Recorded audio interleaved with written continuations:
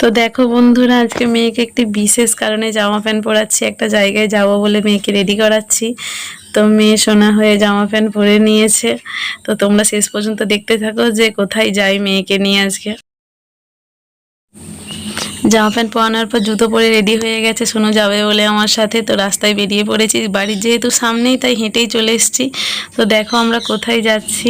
তো প্রায় কাছেই চলে এসেছি, দেখতেই পাচ্ছ একটা বোর্ড টাঙানো আছে ওখানে যে আমরা কোথায় এসেছি।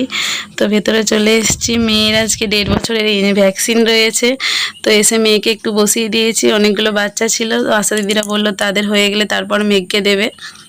তো আমি সেই ফাঁকে ততক্ষণ আমার খাতাগুলো সই করে নিচ্ছিলাম। একটা বাচ্চাকে ভ্যাকসিন দেওয়া হচ্ছিল, তো প্রচুর পরিমাণে কাঁদছিল। মেঘ দেখে ভয় পাচ্ছিল যে আমার কি হবে, আমারও ভয় লাগছিল যে মেয়ে কতটা কি কাঁদবে।